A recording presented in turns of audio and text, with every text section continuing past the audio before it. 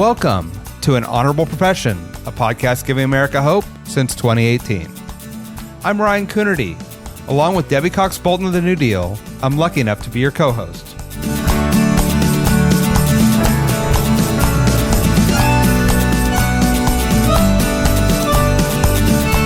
An Honorable Profession is a New Deal Leaders podcast. The New Deal is an organization that supports the next generation of American leaders. From attorneys generals, to state senators, to mayors, to school board members, these are the people that are pushing policies and politics that will respond to climate change, rebuild our economy, address racial injustice, and restore our democracy. These are incredibly talented people who have dedicated themselves to public service when their country and their communities needed it the most. Check out newdealleaders.org to see what I'm talking about. Welcome to An Honorable Profession. I'm Debbie Cox Bultan, CEO of the New Deal. We're proud to support so many of the amazing leaders you hear on this podcast. In this episode, I had the chance to talk with Zach Klein, the innovative city attorney from Columbus, Ohio, about the work he's doing to implement common sense, yet groundbreaking reform measures to chart a new future for criminal justice. We talked about his belief that calling for police reform doesn't make you anti-police, and his nationally recognized diversion program, where he focuses on rehabilitation over incarceration for nonviolent, non-repeat offenders. We also talked about his passion for public service, his path from law school to the Obama White House to the Columbus City Council, and why being an NCAA basketball ref may have prepared him for a career in politics. Zach Klein, welcome to An Honorable Profession. Thank you, Debbie. It's been a while since we've gotten to chat, and you've been doing lots of fantastic stuff in Columbus, so I'm excited to share that with everyone. I thought I'd start with the fact that you are, of course, the city attorney of Columbus, Ohio. And when I was prepping for this, I thought, you know what, I don't know how many people know what a city attorney does. So let's start with the question of just what is the city attorney? What does that entail? That's a great question that a lot of folks probably don't know what a city attorney does. I'm sure some of our municipal colleagues are familiar with it. So the city attorney is the lawyer for the city. It kind of just as simple as that. And every city is different and unique depending on their jurisdiction. I can say in Columbus, I'm independently elected, which I think sometimes gives the council and the mayor headaches, but I love the independence and certainly promotes kind of the checks and balances of government. Columbus is the 14th largest city in the United States, and I think San Diego, LA, and Seattle and Columbus are probably the four largest cities that have independently elected city attorneys. Most city attorneys, most lawyers for cities are appointed by a mayor or appointed by council. So the jurisdiction of my office and kind of what we do, I have about 177 people that work for me, and it's broken up into several different areas. The largest is our prosecution division. So we're the prosecutors for all misdemeanor crimes that happen in the city of Columbus, everything ranging from traffic all the way up to domestic violence. And we do, unfortunately, about 120,000 cases a year because of traffic's a good chunk of that, but there are pretty serious crimes in there, and it runs the gamut. We also do all the labor and employment claims. We do the tax collection for folks that aren't paying water bills or tax bills, where we have a claims department. We do real estate. We do general litigation if you're suing the city. We're also the lawyers for the various departments and elected officials, and that's the mayor, the council, the auditor, but also the division of police and the division of fire and recreation and parks. And then finally, an area that I started when I became city attorney was a more proactive policy, proactive litigation section. We call that the solicitor general section. And that's where we've gotten involved proactively in some major lawsuits nationally, where we've led a team of cities, very active during the Trump administration, frankly, where we were, standing up for civil rights, looking out for women's reproductive rights, immigration, where we were either the lead plaintiff in the case, or we joined cases, or wrote friends of the court briefs, amicus briefs, in support of certain policy positions that we thought were important. So we do a lot of different things in the city attorney's office. It's a very exciting place to be, and I have a great team that works for me. That's so awesome. I'm on this solicitor side. That's new to the city, something you started, as you mentioned, which is kind of a big deal, obviously. Give me an example of somewhere where you were a lead plaintiff on one of those. So there's a case called Columbus versus Trump that has to do with the Affordable Care Act. So we joined Chicago, Cincinnati, Philadelphia, and Baltimore and then brought a case for the Trump administration's intentional sabotage of the Affordable Care Act, kind of doing, from our view, the Trump administration and Health and Human Services were doing everything they can to proactively undermine the Affordable Care Act, to make it tank, to make it not as effective as it should be. And we thought that was in violation of their duties as the elected officials to faithfully enforce the law as the executive branch. And we brought about 9 claims. We won a good chunk of those claims on summary judgment. We decided not to appeal because Biden won. In working with the new Justice Department, we're in process of settlement negotiations of how we can fix some of the wrongs that we thought the Trump administration did. And we have a willing partner, thankfully, with Attorney General Garland and with President Biden to try to fix those things, to make sure there's good quality healthcare out there for everyone. Yeah, that's so great. I want to come back later and talk about your relationship with the president, who you used to work for. But I'll come back to that a little bit later. You were Columbus City Council president before you ran for city attorney. Is that unusual that you came from council to the city's attorney office, and does that help you in kind of your job, because you really have an intimate knowledge of the council and the mayor and how those work? I would have to go back into the city archives to see how unusual it is. I can say, at least off the top of my head, the previous 4 city council member or city attorneys were not council members. So at least in modern time, it may be a little bit unusual. But I do think that the years on council, 4.5 as a council member, and then sort of 2.5 as council president, certainly did give me the opportunity to understand the city, its players, the issues, gave me the perspective from the different and great neighborhoods that we have and the concerns that each individual unique neighborhood has, and kind of gave me it was a very strong training ground to move into, then be the chief legal officer for the city, and have that experience. And I wouldn't, council's a hard gig. And for all the council members that are listening to this and that are part of the New Deal, I understand, city council is a tough gig, because you're not the executive, you're not the mayor of the city, but you want to, you're always doing the right thing, trying to work with the mayor. Sometimes you take the political hits for things that are beyond your control, because maybe an executive decision was made. And to most people, like, you're just government, right? And if the mayor does, even if you're averse to the mayor, whatever it may be, like if the mayor does something or someone else who's elected does something, they all lump us in together. And it's like, government has wronged me.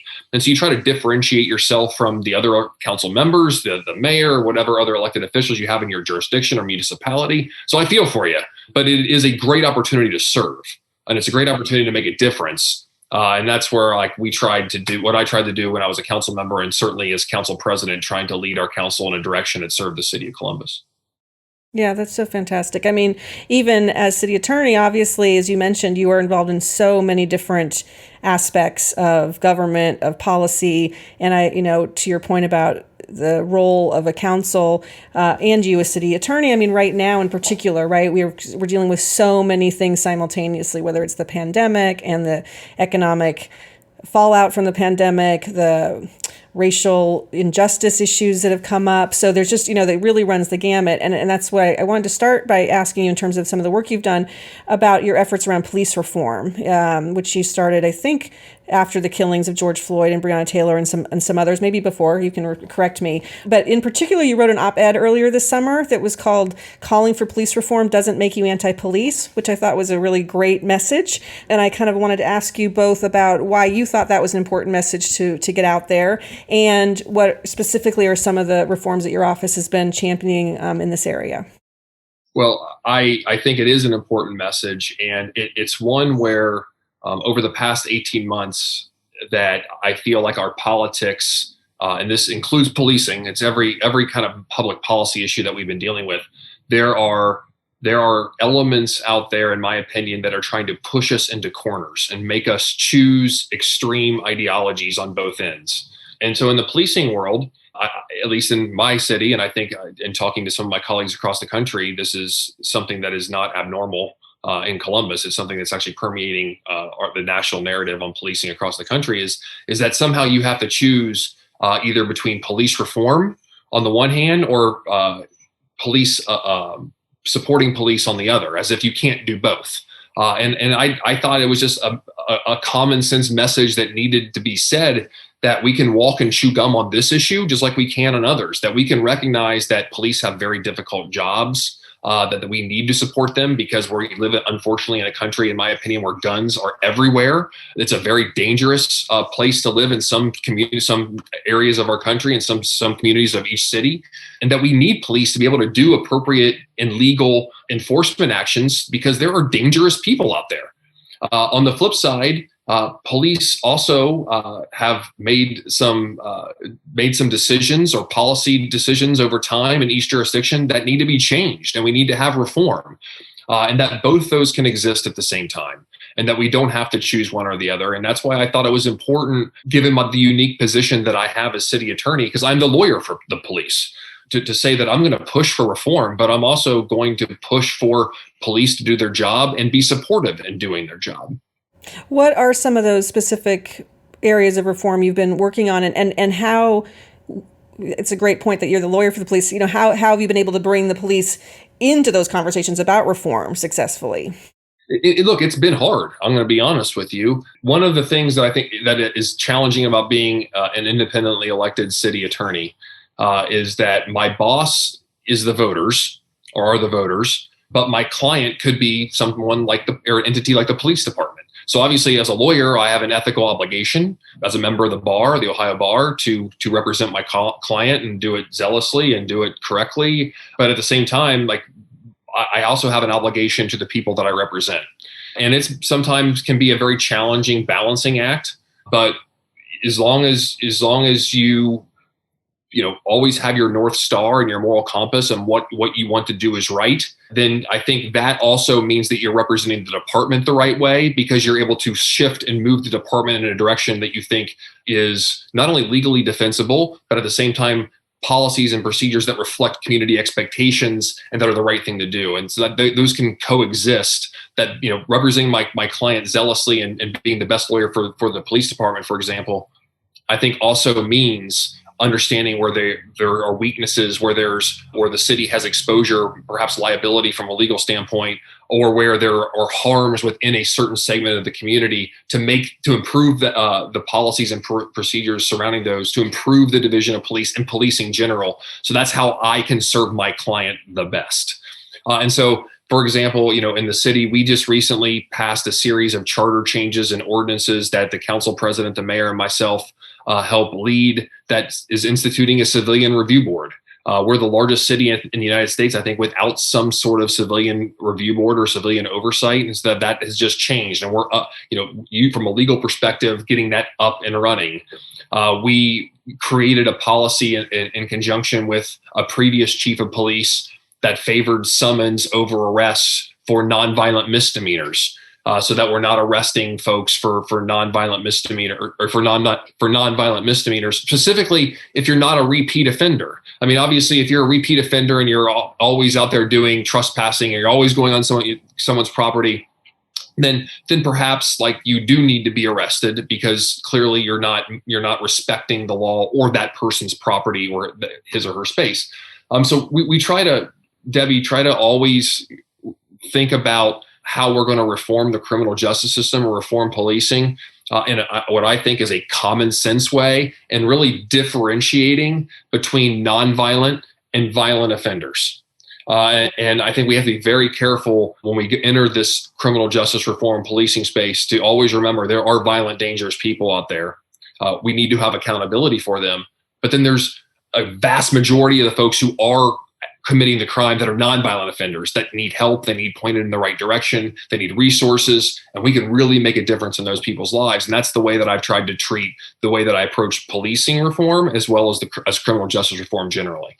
Yeah, well, that's a perfect segue to what I wanted to ask you about next, which is this exactly implementing what you just said on kind of a broad scale, thinking about rehabilitation over incarceration. You have gotten national attention, New York Times, for this work, helping understand barriers. You call it HUB, I think, HEB, right? Which, again, is trying to get to the root causes of problems, and trying to just really, I think some people will, I think I love it. And I think some people will really think that's just common sense way to, as you were talking about, to think about criminal justice. What's the goal here, right? And so tell us a little bit about that program and the success you've had with it.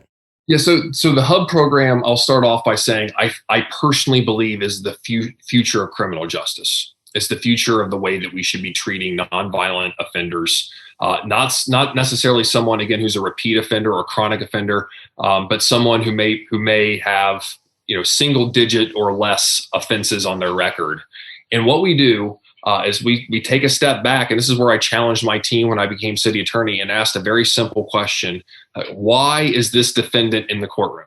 Why did he or she steal, for example? And I use stealing and big box shoplifting as the example because that's where we piloted the program. We now expanded it from that crime, but we started with big box shoplifting and said, like, why did this person steal food? Why did this person steal a mattress? That very simple question can yield pretty complex answers. And so we, in working with a third-party healthcare organization, created a program where each individual defendant that's part of this program will get a 36-question questionnaire, a screen, to identify the root causes of crime, the root cause of why that person committed a crime. And it could range from food insecurity to housing to drug addiction to mental health, employment issues. It runs the gamut. But depending on how this individual defendant answers the question, then that defendant gets a tailored plan specific to him or her to address those underlying needs. So, for example, if you're stealing food from your Kroger or your Publix, whatever the major food chain is in your jurisdiction, in food insecurity is one of the problems that kind of pings or on the questionnaire, then part of your diversion program, and when we say diversion, we mean that we take you almost like quasi out of the court system so that you don't have to you don't have to get a criminal conviction on your record. And we say you have to visit your local food pantry. Did you know there's one right around the corner from where you live right now? So it's this, again, common sense way of trying to identify the reasons why people are committing crimes and then cure them, fix them, so that you don't have repeat offenders. And that's, to me, the purpose of the criminal justice system is how can we improve someone's outlook on life? How can we improve the trajectory that they're on so that they're not a repeat offender? That makes our community safer. It saves the big box store money. It keeps families together. So we win all across the board at a cheaper rate than incarcerating them for periods of time for something like that old adage of doing the same thing over and over again and expecting a different result. The way that we approached the criminal justice system for decades, I think, was that way. You stole incarceration. You stole incarceration. Why do you keep stealing? Well, I'm hungry. Well, why don't we take a step back and address those root causes of crime in a way of making our community safer in the long run? And obviously, if you just said that you expanded beyond what you originally piloted it for, presumably it's been super successful. So both, is that true? And then also, do you feel like you've got the community support for this? It seems like something that would be hugely popular. Yes, we do have community support. We even had the buy-in from the big box retailers because they saw some of the more frequent flyers stealing from their stores and knew that the way they were doing things wasn't addressing the same people showing up. Now, we have a great partnership with them.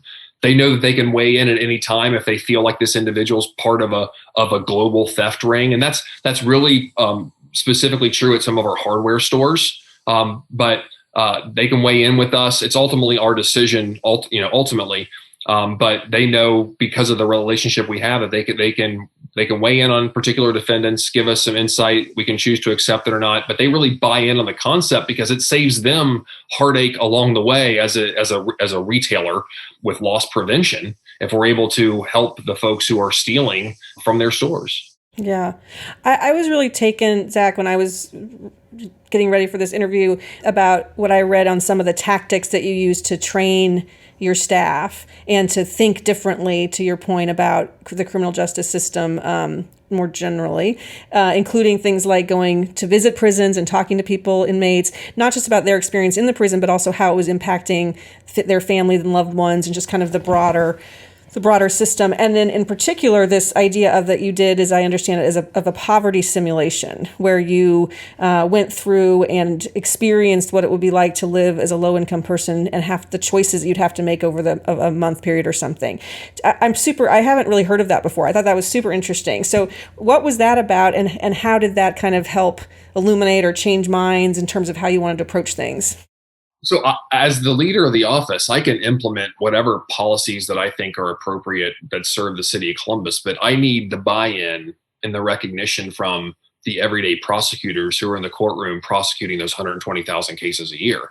And if they're not bought in on the vision that I see the criminal justice system and the way it should be, then I'm going to have problems within my own office implementing my own policies. So I thought it was important to take a step back and retrain and refocus our prosecutors' attention to the other side of the criminal justice system. A lot of, focusing on those who did commit crimes, its impact on their families, not to excuse criminal conduct. This isn't a course on how we can get people out of jail for free or to let people slide and have no accountability for actions that hurt others, but as a way to have a different perspective and a different way we measure success of what it means to be a prosecutor. Historically, success was I have 99.9% conviction rate as a prosecutor.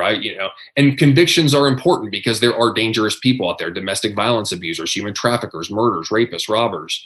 But again, like those violent criminals are a small number of the overall defendants in our criminal justice system. A vast majority of them are nonviolent offenders or are facing some sort of addiction or some mental health issue, or come from a disadvantaged opportunity, or they maybe turn to crime because they didn't have those opportunities growing up that maybe we had. And so how can we change our prosecutorial mindset to help those individuals using community resources to give them a second chance? And it was through this training that we did do that. And we continue to train. And as we onboard new prosecutors, we always try to focus and emphasize the community resources that are available. And we actually now have a system in place where if a prosecutor in a courtroom sees a situation that would be eligible, a defendant who would be eligible for this type of kind of intensive care and treatment, then we were able to put kind of electronic flag on the file, and we kind of have a roaming prosecutor that deals with these cases. I think it's just so smart, frankly. And I mean, at the end of the day, right, we're looking to, get people out of the criminal justice system that we can, right? And to rehabilitate people and to also, and I think another theme that kind of runs through a lot of the work you've done is equity, right? So to recognize that, there have been some really long-standing inequities in the system where people are disproportionately impacted by choices they make or whatever it is. And I think that you've done a number of things to address some of those issues, including thinking about cash bail as one of them. Right. Yeah. I was going to say that's exactly why we eliminated cash bail for, again, nonviolent misdemeanors. There are exceptions. Like, again, if you're a chronic offender, if you're a repetitive offender, then we will ask for cash bail for that. But for the typical defendant who has little to no arrest history, or arrest history where they have shown up to court every single time that they have been asked to, like what's the purpose of cash bail in a situation like that? The purpose of cash bail is, it's a combination of community safety and making sure that you show up to court. And if you've demonstrated that you've always shown up to court, then maybe that's a situation where we don't need to ask for cash bail. So we have eliminated requesting cash bail for nonviolent misdemeanors. We ended the prosecution of misdemeanor marijuana possession in the city of Columbus. It's still a violation of Ohio Revised Code. Ohio is still a state where it's only medical marijuana. But we told police, don't bring us any more misdemeanor marijuana cases because of several reasons, one of which was equity in the system, particularly as it relates to Black men and prosecutions. Yeah.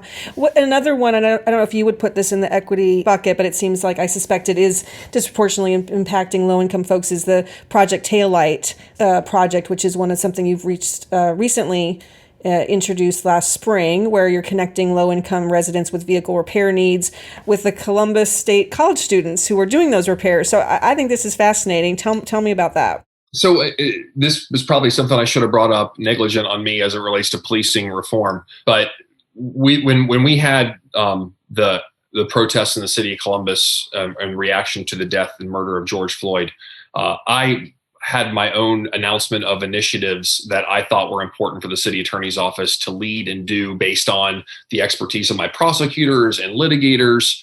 And one of them was this notion that, in hearing from a lot of folks in the African American community in particular, and primarily African American men, of just what they thought were unnecessary interactions with police officers. And so, again, taking a step back and looking at, and by the way, traffic interactions, to be clear, traffic interactions. So taking a step back, we designed this program that, in conjunction with Columbus State Community College, that actually has a career track that partners with dealerships where folks can come in and be trained technicians.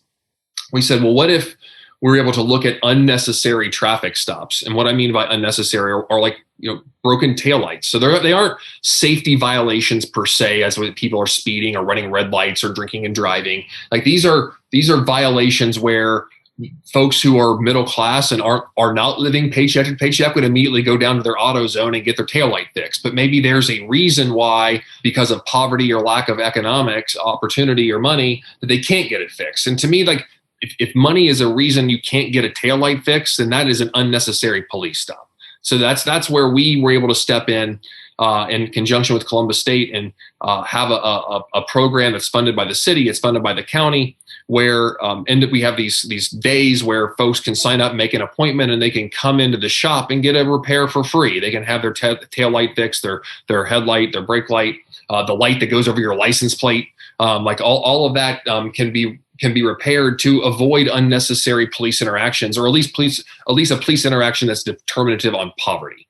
And so, like, the next, I think, growing this in the next iteration, knowing that you're not going to be able to fix every single person's taillight before they may get pulled over by police, is partnering with police, so that we still want to run these clinics. We still want to be able to have people come get them in to be more proactive to prevent that unnecessary police stop to begin with. But at the same time, knowing that some stops are going to happen, the Division of Police has expressed interest in doing something that I think the city of St. Paul or Minneapolis does. And that is, instead of writing a citation on site, is giving a coupon or giving a voucher for someone to then go take their car to go get it fixed. So I think having both at the same time, again, could hopefully not escalate a police stop that does happen into a further situation that's dangerous for the officer and for the citizen, but then still be able to correct an equipment violation. Yeah, I so love that. And one of the things I love about it is, and it kind of goes back to what you're talking about with the big box thefts too, it feels like you have really been successful at engaging a lot of community partners. So, right, this is not just something you're running out of your office. You're pulling together the community college, the police, and the same with your comment earlier about, engaging big box stores on an ongoing basis in these conversations. So how do you think about pulling different community stakeholders together as you're thinking about this reform? And what's the recipe for success there? I'm a big believer in teamwork. I'm a big believer in collaboration. I have an open door policy in my office, both for folks that work for me and for the citizens that I represent, my constituents. And that's no different than, living in a community that has so many wonderful resources and willing partners that want to be part of the change. And so some of it, I think, is honestly rooted in my time on council and just developing those relationships and understanding the resources we do have, and then able to translate that and bring it over to the city attorney's office. But I think that across the country, there are so many willing not-for-profits, private businesses, both public, or family-owned small businesses, that want to be part of a solution.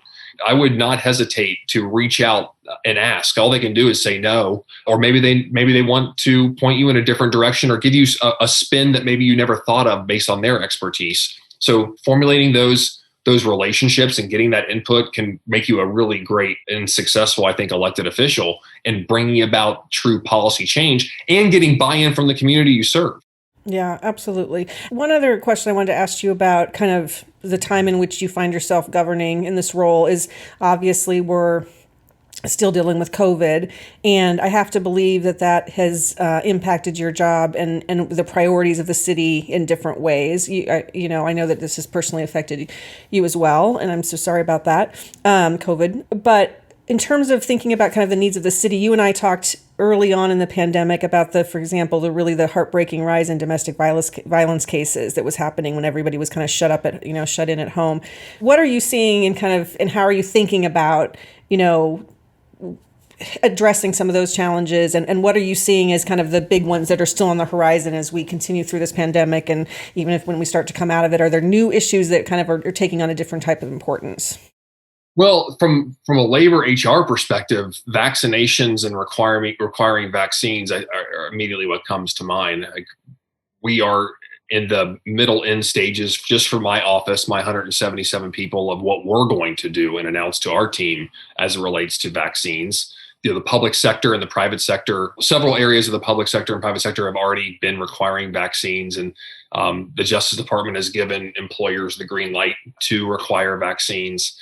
So I think that is going to be the next sort of wedge issue that folks are going to have to deal with at the workplace.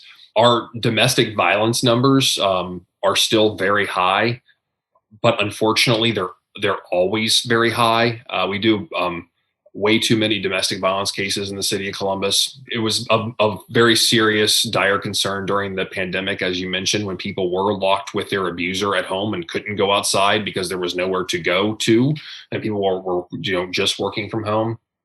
So we will always keep an eye on that. And then depending on the type of jurisdiction you live in as it relates to taxation, and do you like in the city of Columbus, for example, we get 2.5%. That folks pay on if they work in the city of Columbus. It's not dependent on where they live, but if they work in the city of Columbus, they have to pay 2.5% to the city. Well, if you're working remotely, like how does that work? What does that look like? If you only go in the office 2 days a week versus 3, like what percentage of that 2.5% should the city get under Ohio law and under the city of Columbus law? So these are very complex and challenging issues that made us rethink the way that the city of Columbus does business, because we are so heavily income tax dependent. Now, not every city's like that, but the city of Columbus and all the cities in Ohio are. I'd love to turn, Zach, a little bit to your path into public service. Of course, this is an honorable profession in which we, one of the big points of it is just to talk about how people got into this, into this realm of this kind of career. So you, after college, went straight into law school. And so I guess just off the bat, like what was it that drew you to want to pursue a career in the law? I didn't think that I was smart enough to be a surgeon. I don't think that's true. This is an honest to good. Like I went to college to be a doctor. I wanted to be a surgeon. I took a series of. I was a biochem major. I took a series of classes, one of which was analytical chemistry, and analytical chemistry had like what seemed to be a 6 to 8 hour a week lab requirement where you had to measure water to calibrate your instruments to like the millionth decibel point. And it was one of the most miserable experiences I ever had.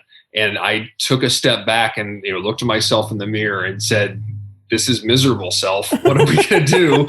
And so I abandoned that thought, and I went to the Barnes and Noble and grabbed an LSAT book took the LSAT 3 weeks later and went to law school.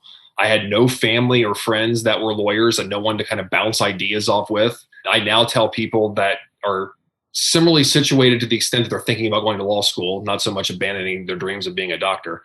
But I always say like that LSAT's pretty important. Maybe take a little bit more than 3 weeks in a Barnes and Noble, LSAT for Dummies books. I'm very blessed and fortunate. Honestly, I've done some really awesome things in my life and have been given so many wonderful opportunities. Even when I wanted to be a doctor, I always thought that I would find myself in public service. Like I wanted to serve. I wanted to be an elected official, and not that you have to be a lawyer or to serve your community as an elected official. People can serve in many different ways. But I wanted to make a difference in people's lives and help people. And I thought that by being an elected official, I would be able to do that. And I've been very fortunate to get elected to these positions, and I just try to do the right thing in a very challenging time that I know my colleagues across the United States recognize too, that it's hard to be an elected official right now because people distrust government at all levels, city, county, state, and federal. But it's not meant to be easy. but we're given so many wonderful opportunities to touch people's lives and to make a difference and improve outcomes for children and families across the country. And we always need to keep that perspective, even when, the crap's hitting the fan and it feels like the walls are coming in around us, which I know many within the New Deal have felt that way at least once in the past 18 months. And that's okay. That's okay. It's natural. But always keep the North Star and the moral compass pointed into what's the right thing to do. The politics will figure itself out. And I'm not naive. Like I said, I'm independent elected. I represent 900,000 people in the 14th largest city. There's politics everywhere, and that's fine too. But the politics will ultimately figure itself out. And it's always better to ask what's the right policy outcome and then figure out the politics to fit the right policy outcome. Yeah, I love that. And you know that I believe that too. I think that best ideas are the best politics. I've always believed that myself. I do want to ask you about one of those opportunities because it's, as you think about your journey, you went from after law school to being a law clerk to an opportunity to work for then Vice President Biden. Tell us, how did that come about? And tell us a little bit about what you did in the White House. So the one piece of advice that I always give to folks is the power of networking. And that's how this all came about for me. So when I was at Ohio State, or the Ohio State University, when I was at Ohio State, after I switched from biochem to political science my senior year, I went and spent time in DC on a John Glenn Fellowship. And the semester, or the quarter, it was a quarter at the time, the quarter was set up as you basically work like Monday, Tuesday, Thursday, Friday in some sort of policy role, like a think tank, wherever you're placed, right? And then Wednesday was a classroom day where it was lecture, it was field trip, whether it's the Smithsonian or the cemetery, all the great sites, behind the scenes sort of stuff. But there was inevitably a speaker that would come from various walks of life in Washington, D.C. And one of the speakers that came one random Wednesday was a guy by the name of Mo Vela, Moevela. And this was in the spring of 2001.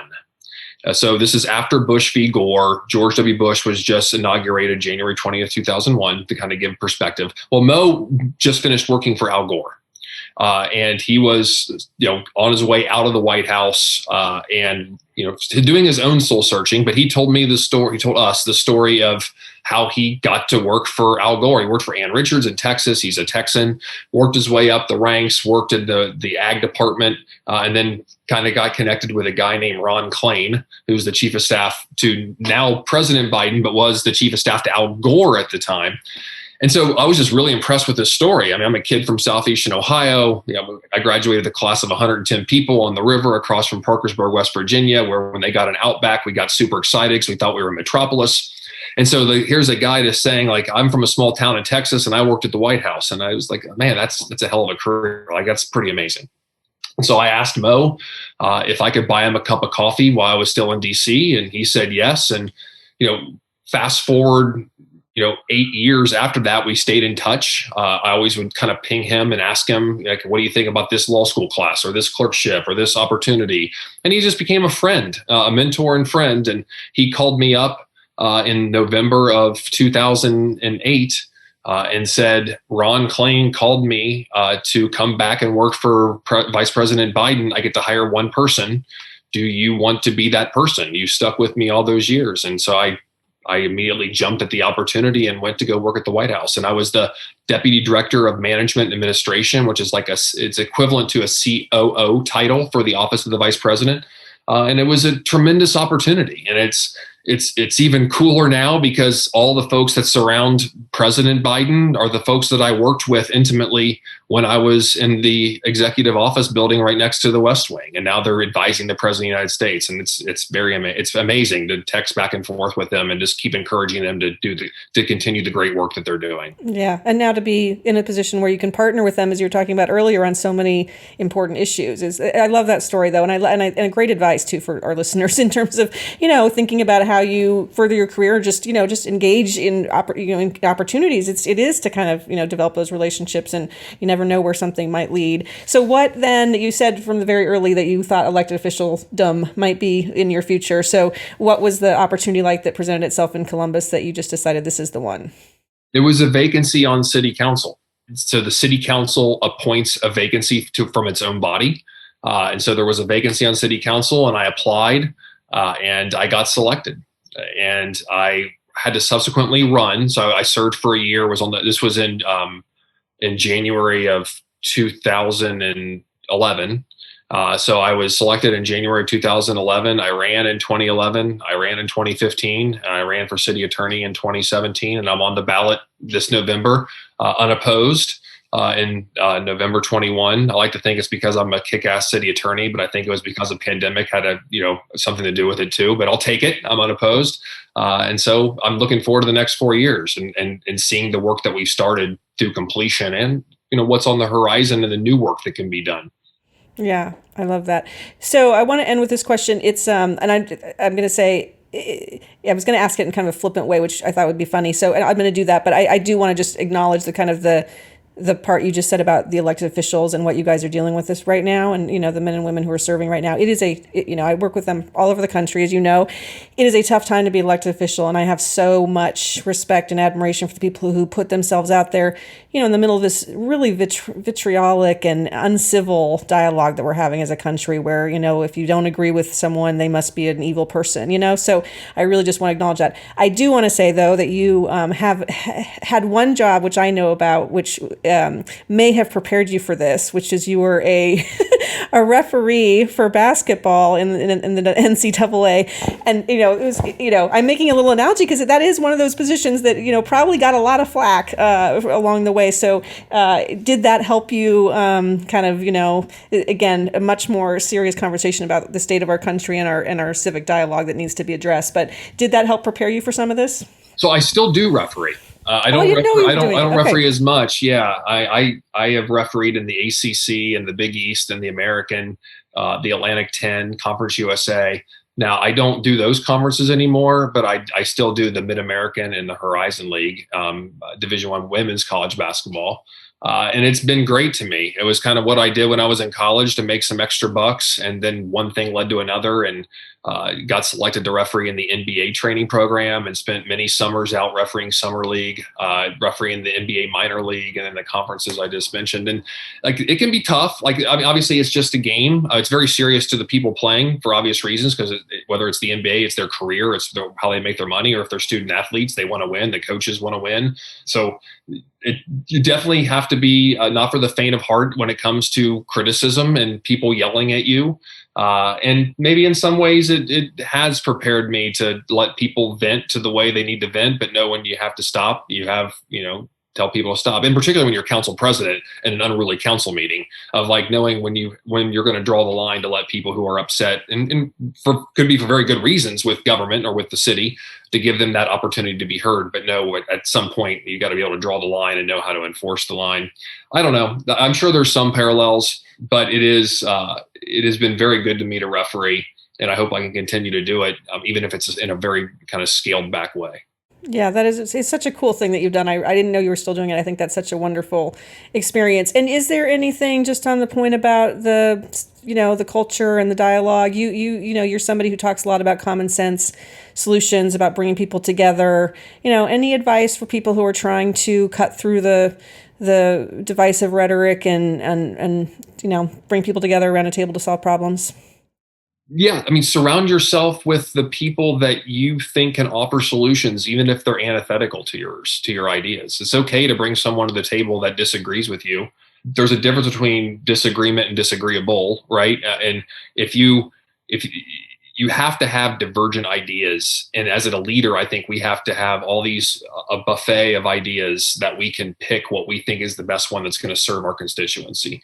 But we should never go in thinking that we're always right and we have all the ideas. And I do believe that people are thirsting for that common sense, middle of the road solutions to really significant problems our country are facing at all levels of government.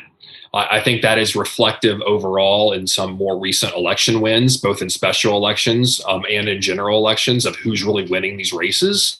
Not everyone, but I think when you look at some of the more competitive seats, the folks who are in the middle And that doesn't mean that your politics necessarily has to be in the middle. It's okay to be progressive. It's okay, it's okay to have really big, bold ideas. I think those are important. I certainly have them. At least I like to think so. As we change the landscape in Columbus, but differentiating yourself from the fringes and knowing that when you turn on Twitter, that is not exactly who may be voting in the next election. Otherwise, we may have a different president. Yeah, I think that's a really good point.